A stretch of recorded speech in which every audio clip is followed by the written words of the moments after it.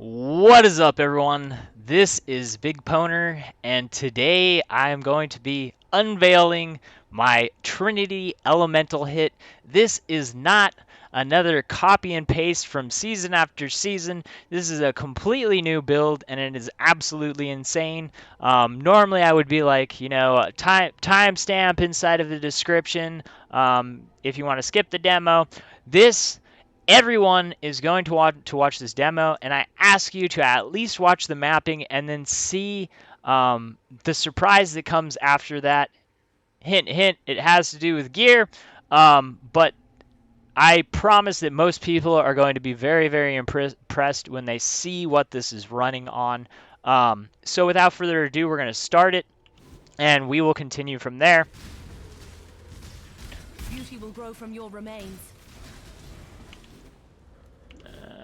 The stars watch and envy as life invades and envelops. This is kind of an annoying map, but I specifically chose it because there's really cool mechanics, because no one really likes maps like this, and sometimes you have to run them, and what's really annoying about them is, like, with projectiles, like, a lot of your projectiles not doing stuff because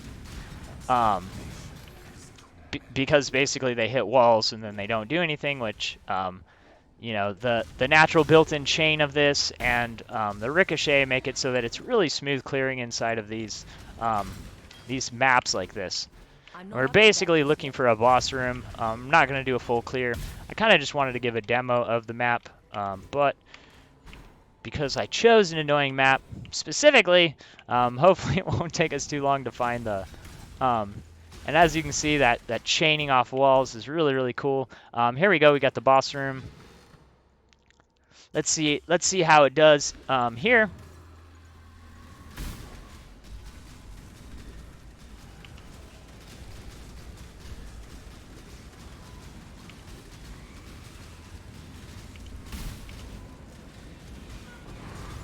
Okay. So, I mean, it clears tier 16s pretty easily, pretty well. If this was didn't have a surprise, the bossing damage wouldn't be very impressive. It clears really nicely, but that wasn't really that impressive of a tier 16 boss kill. What makes it really impressive is what I was doing it with. So I severely crippled the build. First of all, I didn't use my mark, which is a 47% increase to damage that they take. Other things that I didn't do, first of all, I'm using a 5-link. And the main way that we're getting damage out of this build is by scaling the gem level. So I removed them power.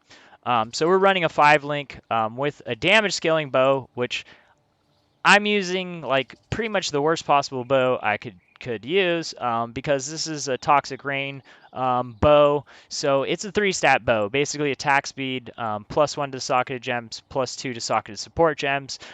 So yeah, like I crippled the weapon slot, basically to show you that, like, you can make just a +3 bow and it's going to be, for this build, and it's going to be better than what it was that I was using. Obviously, if I socketed it in my Empower, that would be an extra, even if you were to use a level 3, that would be an extra 5 levels. That would be like a 50% increase to the damage just right there, just base damage increase. That's crazy. What makes this even crazier, first of all, I removed a flask. Second of all, this is a build that you're getting a lot of the damage through jewel sockets. I emptied my jewel sockets. I have 7 empty jewel sockets for the way that I was running it in this video. 7 empty jewel sockets. Severely crippled build, and the rest of my gear that I'm wearing is missing a lot of stats, partially because it's in kind of like an incompleted stage. Like, I basically have created the backbone and the skeleton of the build. Now it's really good. Now I add gear. The chest, you might see like, oh, he's got a dual influence chest. The only thing that you need here, the only thing that's really benefiting this build is the HP, which is just crafted HP, and the base crit. The base crit's really important, but you can get this off of just a single influence hunter or elder chest. That's what's important. The important thing here is we're getting our crit chance as close to 100% as possible, and then we're going to be adding a ton of crit multiplier. So that being said, you would have the build would have a ridiculously large amount of more damage if we had those 7 jewel slots filled. If we have optimal jewel slots, you're talking about like 3-4 times more damage than what you saw in the video. Just by adding that, you add the extra socket, you know, you're talking about like 8 times more damage, something crazy like that. You wind up having a bow that's fit better for it. You wind up blah blah blah blah. The build with my actual gear and jewels in it is like close to 30 million DPS. Um, so yeah, at this point, I'm going to basically go through everything. There's a lot of stuff to cover. This information is going to be really helpful for most people. It's probably going to be a long video because I have a lot to cover, a lot of tips and stuff like that, ways to make it so that you can itemize and make the build work well, on starting with like hardly no currency to getting it to a place where it's going to have like really crazy damage. I'm going to try to go as fast as I possibly can, but this is probably going to be a long video. I'm going to say right now, I'm going to post the paste bin of how my build is set up right now. So if you're someone that's pretty well knowledgeable and stuff like that, and you can just look at my paste bin and you're going to know what's helping the build and, you know, what gear you need to add, what upgrades, or you just have the currency, you're just going to copy, stuff like that, then you might just want to do that at this point. You could be like, damn, that was impressive like that with all that stuff taken out. I just want to see what his build looks like, and I'm just going to copy it. You can do that now, but for people who want to understand how the build works, for people who want tips on how to make the build work best, all the information that's going to come after this point, I promise you, is going to be really helpful. And although it might be a long video, I promise that the information is going to be useful to the point that it's going to save you currency and time and hassles and stuff like that. So the first thing that we're going to start off with is how to itemize your jewels. It's going to be really important to understand this unless you just want to buy really nice expensive jewels, which that may be a choice. We're basically going to be looking for crit stats. Crit multiplier is the main thing that we're going to be the main thing that we're going to be going for. The really cool thing about the elemental hit is it makes it so that we're able to get critical multipliers out of jewels that you wouldn't be able to get in nearly any other build. The reason why is because elemental hit has the fire, cold, and lightning tag, and it's elemental and it's bow, and you know, obviously global works for it. It makes it so that we can wind up having jewels like this that has plus number percent to lightning skills, plus number percent to cold skills, plus number percent to elemental skills. You know, I have jewels that have cold, fire, lightning, elemental, global, all that good stuff, and they're all going to benefit the build. I mean, I can, you know, say it, but I can also prove it. I mean, it shows it right here. We've got elemental hit. You can see my global multiplier. Let's find a double stat one. Okay, so this one's cold and fire. You see I remove it. 613. We have 32, 33, 43, 48, 58, 60. So we put this in. This should add 50%. Did I miscount? 20, 33, 43, 45, 55, 60. Wait, am I counting wrong? 33, 43, 48, 60, right? Oh, one's critical strike chance. I was counting wrong. Okay, but you can see that it adds all of those multipliers. Another example here, this one's easier. 36 plus 12 is 48. Pull that out. 48. The other one should have been easy, but I was counting crit chance instead of crit chance is crit multiplier. It was 48, but I was counting the 12 crit chance as crit multiplier and thinking it was 16. I was like, why isn't that working? But as you can see, the crit multiplier from all those work to it. Another cool thing is it's going to apply the same thing to our plus gem levels, which is going to be relevant for creating our +2 amulet. Like I said, we're going to be scaling our gem level because it gives just massive increases. You guys can look at the elemental hit and you can see the increases that level to level gives. It's giving the base increase, and that's how we're getting our base damage. And then we're scaling it through getting near 100% crit and just a crazy amount of multiplier. So what is relevant about these jewels? You could go for four crit multiplier, 4 crit stats. You could go for even crazier ones, having like synth. I've got some synth ones, like synth, implicit. Where are my synth?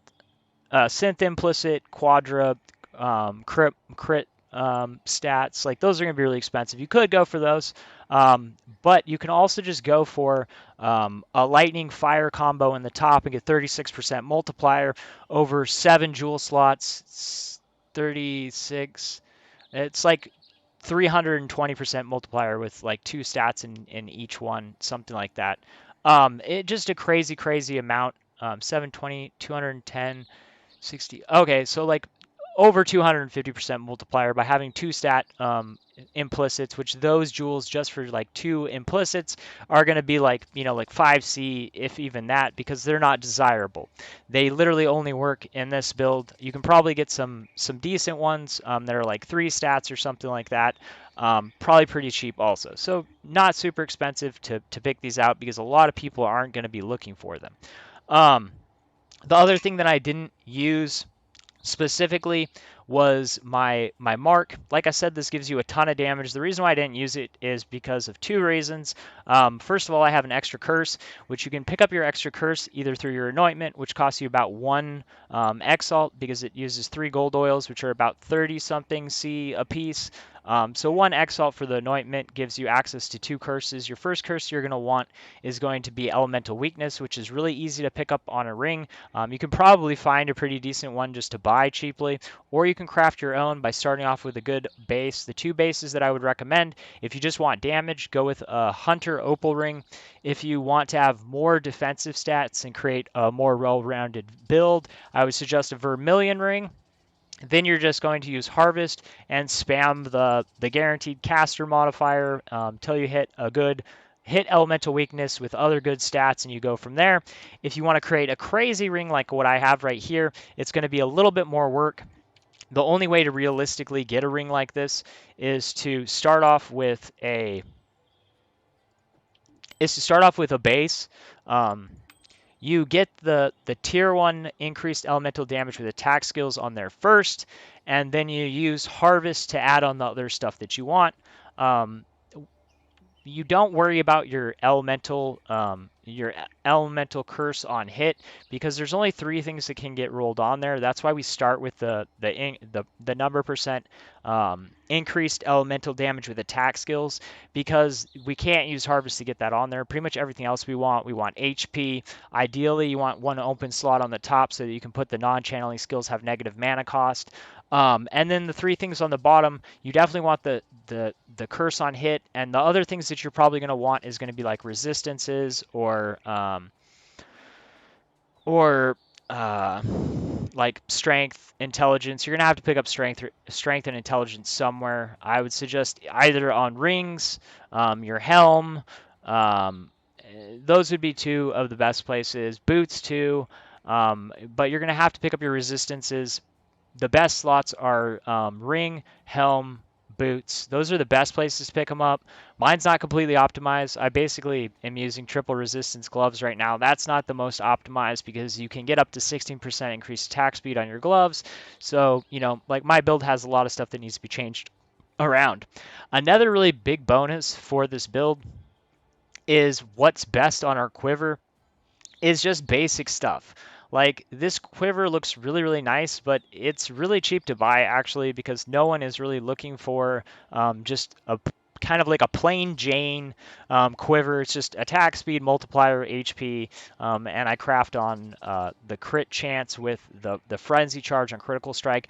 This dual mod is a really good, reliable way to make sure that you're able to keep your frenzy charges during boss fights or to pick them up. The way that we can massively, massively increase our damage very easily is by adding barrage support to our link. It makes the base damage without the Mirage Archer basically double just by adding the barrage support, swapping barrage support in for something else, for one of the other ones. In order to get the most damage, you have to swap out um, a different link. You need different colors to get the maximum damage, because our Mirage Archer is a 82.5% increased damage, so it's actually one of our strongest support gems in our links. You don't actually see that damage, but it's been released by GGG. The actual increase, the actual effective increased damage from that, it's undisplayed damage. You don't see it in your path of building. You don't see it on your displayed, but it is there, and that's directly from the company that made the game. So I think that we can trust the numbers that they gave us. So you do get a really large increase from the barrage, but just by swapping barrage into, like, you'd have to remove Mirage Archer unless you have some white sockets or a white socket on something else, either inspiration or either inspiration or the awaken elemental with attack skills. Inspiration is where you're going to get, swapping inspiration for the barrage is where you're going to get the most damage, depending on how much that damage, because it's only 35% more damage. Depending on how good your critical strike chance is going to depend on how much better that slot is, but obviously our elemental damage with attack skills is going to be 61% more damage versus 35. That's going to wind up winning. So if you're looking for ideal slots, that is the choice there. Let me say this. So I have an example set up here of a quiver with a +1. There's a reason why I don't go for a +1 on this, because I hate having even numbers of projectiles. Obviously with the dying sun, it winds up giving this like weird pattern where we don't have an arrow going directly down the middle.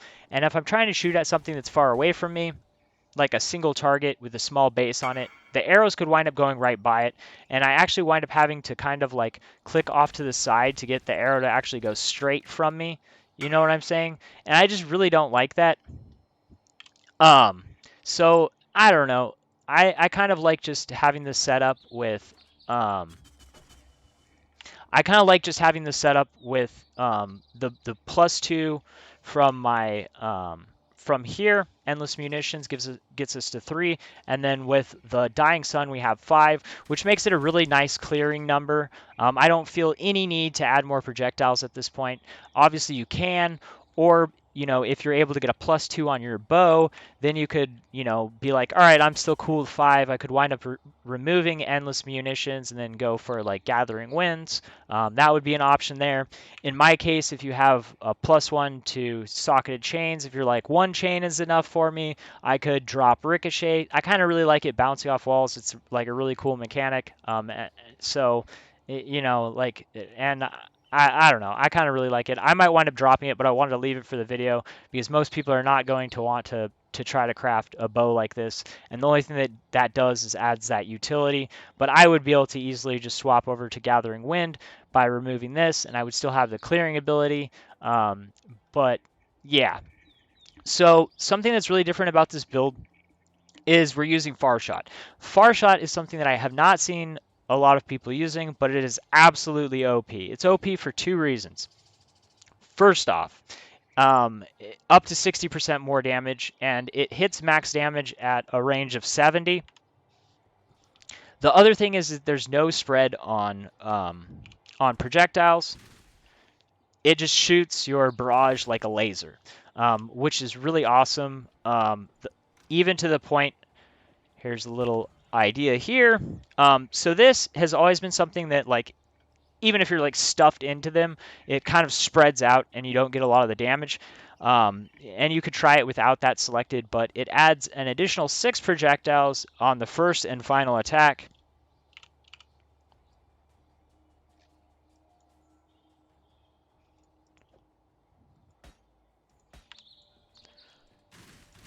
That's plus 12 projectiles on that, which is really crazy. And an extra 12 projectiles. So yeah, that's, and normally you wouldn't be able to like at range like hit with that because they just like kind of go all over the place. But with the far shot, it keeps it just as a laser, which is really cool. As far as like damage increase, that's 12 extra projectiles on what's the base? Um, well, 3 plus what is it? 5? 3 additional projectiles plus 3, 4, 5. So 12 extra projectiles when I only have when I only have 3, 4, 5, 6, 7 projectiles. So it's like over doubling the amount of projectiles that I'm firing. That's pretty crazy. So yeah, that is a pretty cool mechanic that you could use to like super boost your damage as far as single targeting with your barrage. Although I will say this, if you have all like quadra multiplier, I would check to see where your damage actually wins by adding 12 projectiles. Probably 12 extra projectiles is still going to win, but I'm not sure. You might want to check that. I haven't actually done the math on that. I was just like, oh, this is crazy now. No spread, 60% more damage at range, 12 extra projectiles.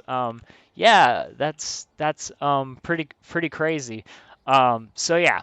I've pretty much explained the ascendancy, and I've told you guys how you could wind up, getting rid of one of these things. One other cool interaction with far shot is if you're like 60% more damage at max range sounds really good, but sometimes I have to be close. There's a win-win situation where you can wind up selecting point blank because it's 30% more at point blank, and far shot gives us 60% more at max range, but 20% less at close range. If you were to have both of these selected, that would make it so that at point blank you'd have 10% more damage. At max range you'd have 30% more damage, which that's pretty crazy. It would be an all the time win-win situation. It would limit the close range and it would limit the long range because it's a give and take, but it would make it like a safer all the time damage.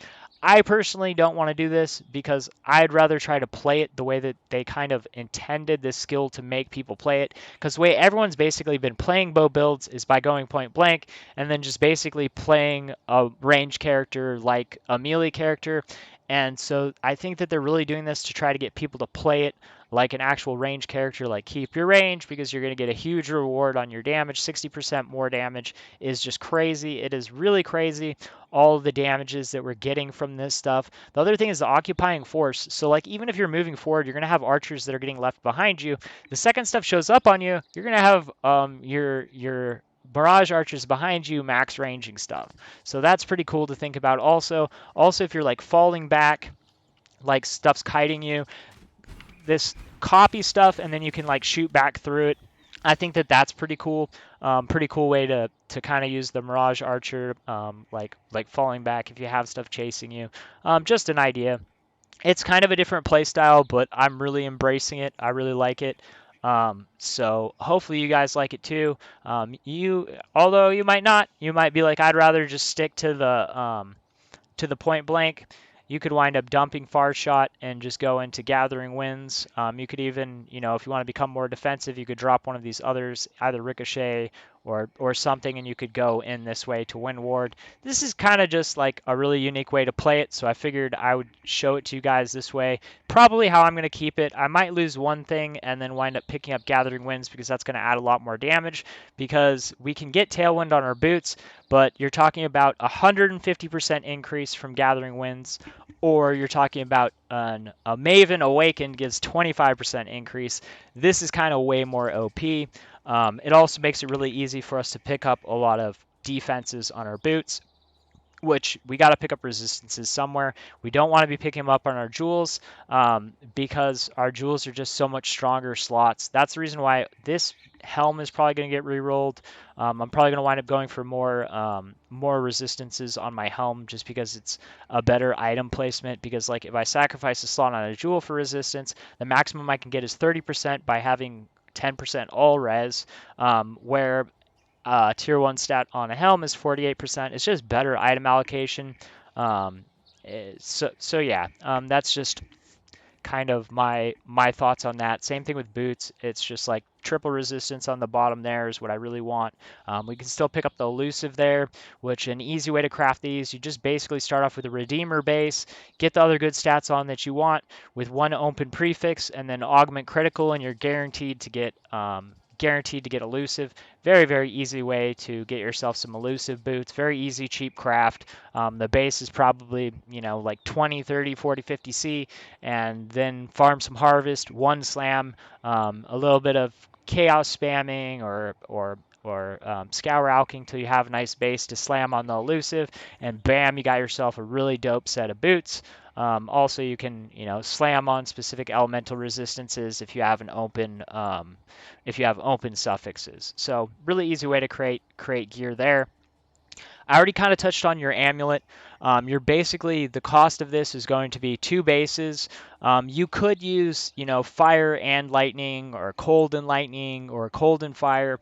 The reason why specifically I would say that you still want to have the +1 to dexterity is because the +1 to dexterity is going to buff up a lot of our other skills. Blood Rage is going to buff it up. Sniper's Mark is going to buff it up. Our dash is going to get buffed up.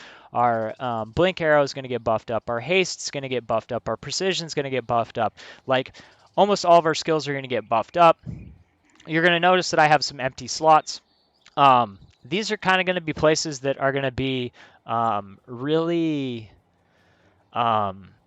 player preference. So I have enough open slots that player preference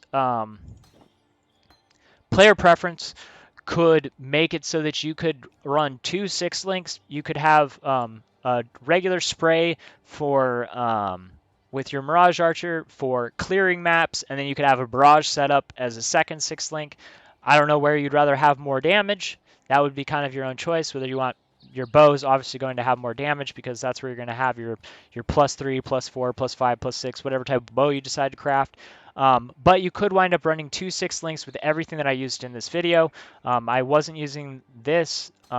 I was only running 2 auras. I still am, as you saw when I pulled that out. My stuff didn't change. I was just running precision, haste. With a level 4 enlighten, you can run flesh and stone, precision, and haste. And if you have triple cost reduction, your attack skill will be free. The only thing that you'll need mana for is you'll need 20 mana for a max level Immortal Call, or maybe 19. Oh yeah, the mana cost will go up, so maybe over 21 mana, which isn't very hard to get. Helm enchants, you could go for Helm enchants. I personally haven't gotten one because there's none item level 85 with there's no item level 85 ones like on evasion base. If you're happy with an ES base, you could go for that.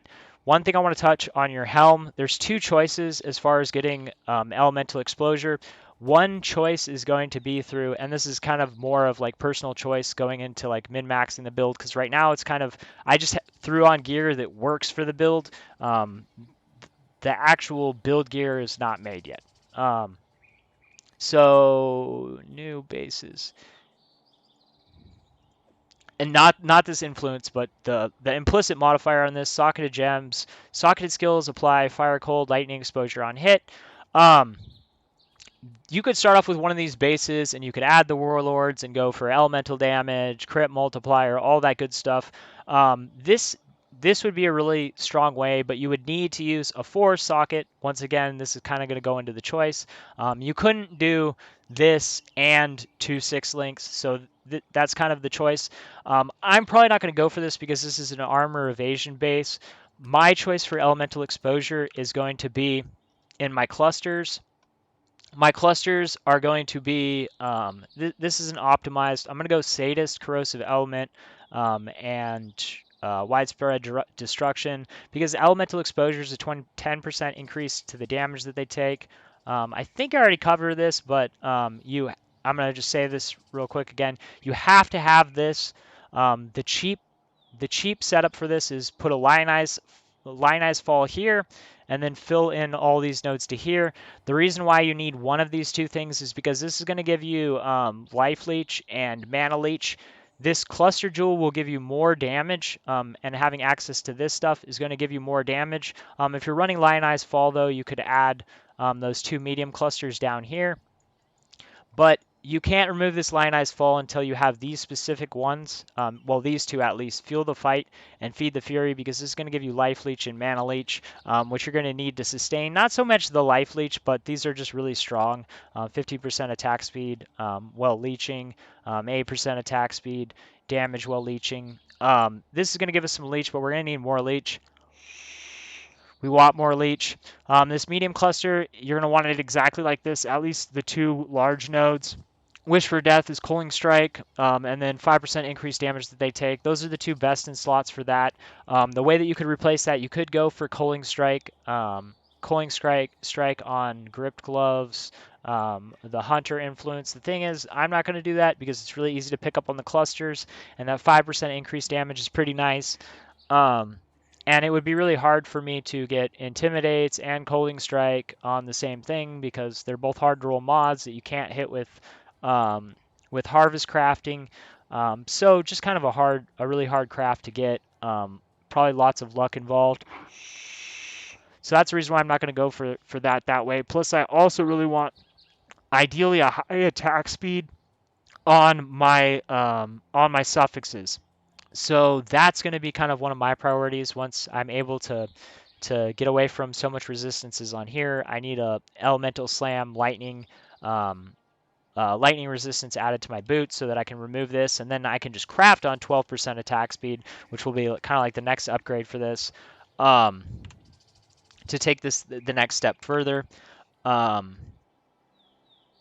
stats on items, it's basically for the neck, crit chance, crit multiplier, HP, the 2+1s, and then resistances on your quiver, multiplier, attack speed, HP, attack speed. Those are your top priorities. Anything else you want to add that's influence stuff, kind of personal preference. With the Warlord, you could get increased AoE, extra arrow. I wouldn't have extra arrow unless it was specifically on an alternate bow for my Barrage, because I don't like a messy spread. I don't like even numbers of projectiles. So yeah, other options for this, if you don't want to do the 6th link, would be to do an Enlighten, Flesh of Stone. You could also, like, if you want to spend a lot more, you could go with a Reduced Reservation Precision through the alternate quality, and then you could get in, like, probably at least Vitality. You could add Vitality, Clarity. You could add other stuff into the 6th link with the level 4 Enlighten and that there. So that would be another choice. You could do a 6th link of auras. That would be another way to fill in the rest of your slots.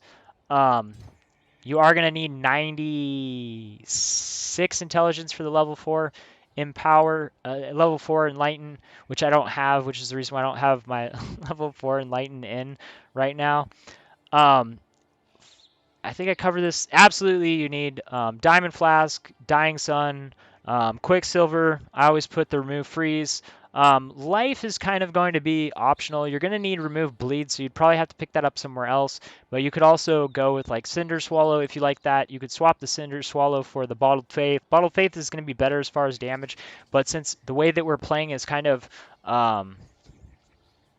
moving away from stuff, you probably won't be benefiting like the most from Bottled Faith, but it is probably it is the strongest in slot choice, because if they're on it, they get base crit and 40% increased damage, and the consecrated ground is going to be healing you and stuff like that.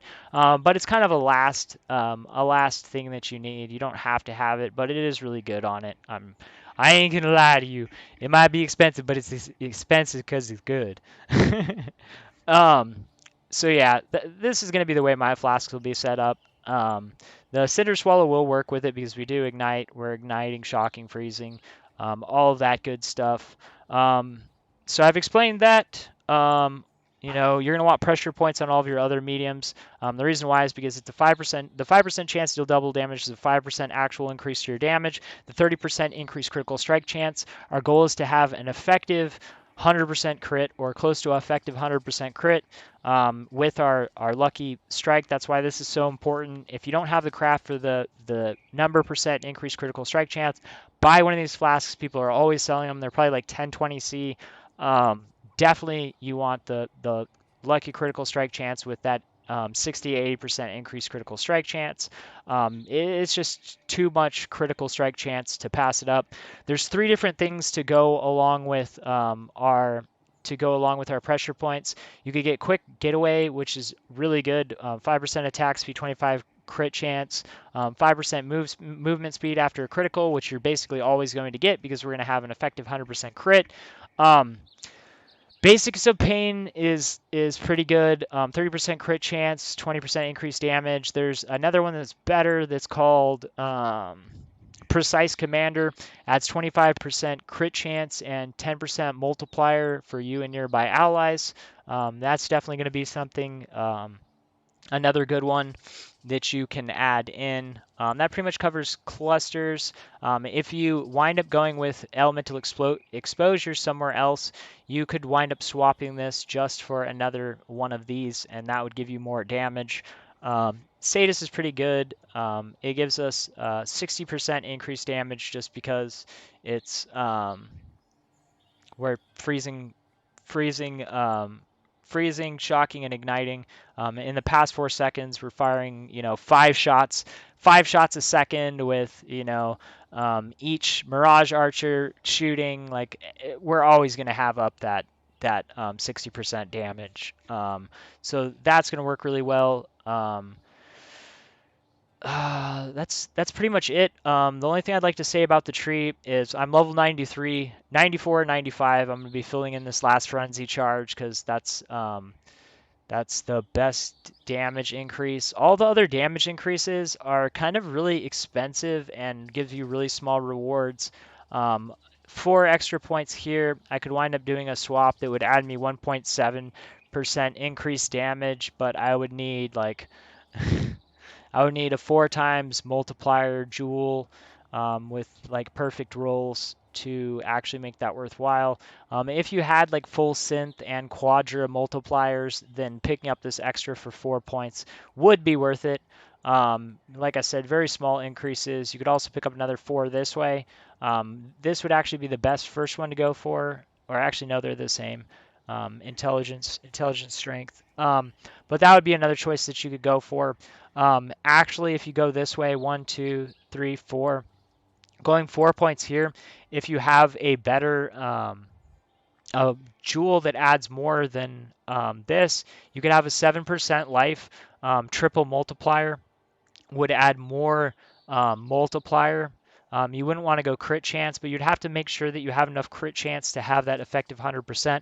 Otherwise, it's not a winner because we pick up 65% crit chance here, 20% damage, but only 25% multiplier. So by removing this, you have still an effective 100% crit chance, then adding more multiplier because we could add an extra 51% multiplier with 7% life.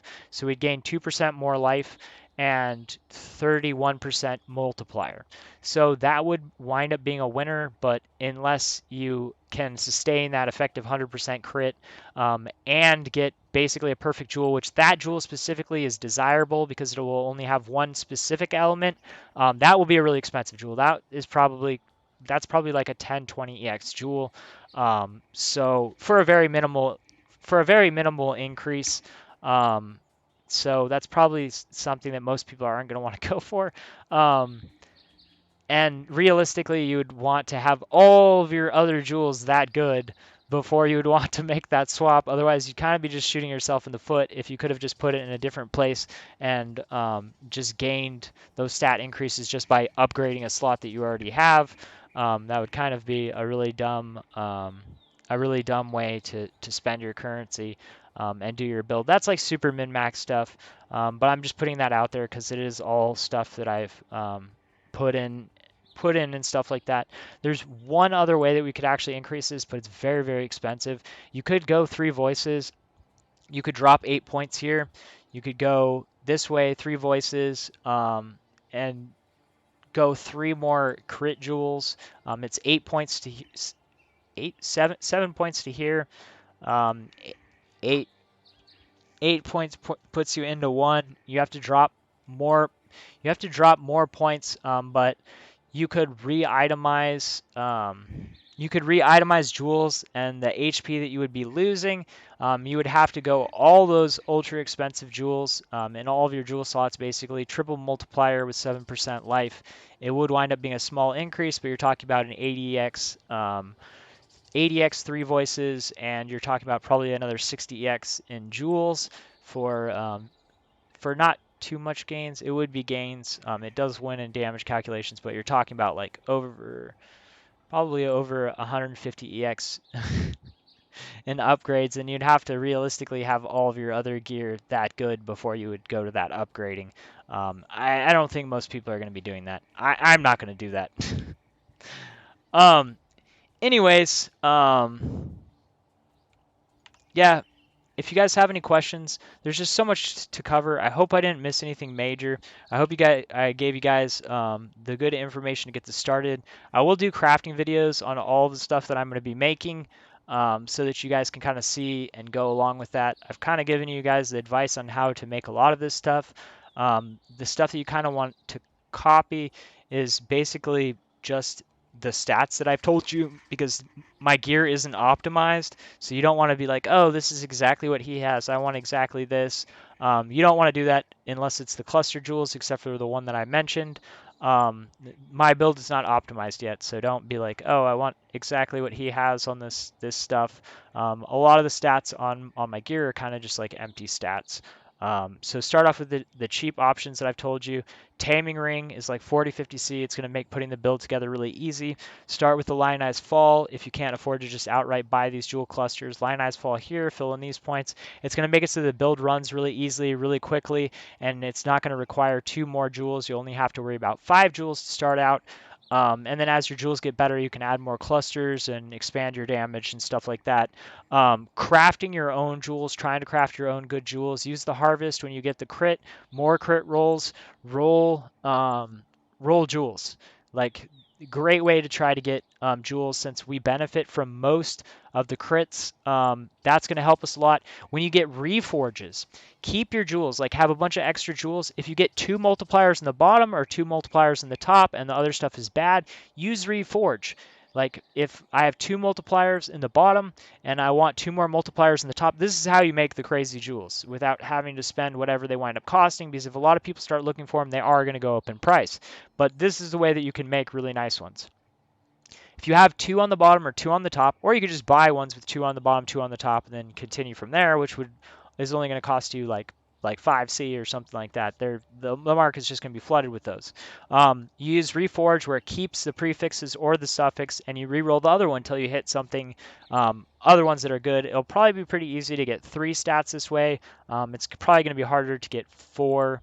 That's just kind of going to be luck, but that would be a way to create pretty nice multiplier jewels for yourself without spending a lot, just basically harvesting. I am going to tell you this, you are going to want to be harvest farming, but kind of the reason why I demoed this on a T16 is that's all you have to be able to do is basically run T16s. You don't even have to run T16s. You just need to basically farm high enough harvest that the mods are going to work for your rerolls, and then you can just basically run those till you have crazy gear. So yeah, I hope that this video has been helpful. I hope you guys like the build. I really like the build. I'm excited to min-max this build. I hope you guys are excited about this build too. It's very different. It's not going to be everyone's play style. Some people are probably, like I said, going to want to make those changes, be like, I don't want fire shot. I'm going to go back to to map point blank. Some people will make those changes, but the general skeleton of the build is really crazy strong. And you know, you guys can make your own preference changes to what it is that you like, but the skeleton on this build is pretty insane. As you could see by me basically super crippling the build, and how powerful it still was. Um, Anyways, if you guys like this content, if you aren't yet, hit the subscribe button. If you stuck around this long, you probably like the content. Let me know. Give me likes. If you like the content, share it. You know, if you guys do have any questions, if I missed anything, let me know. And look forward to crafting videos that are relevant to the build, because I will, just like I do with all of my previous builds. When I make a craft, I will make a video on it so that you guys can do the craft too. Anyways, thanks for watching. Peace.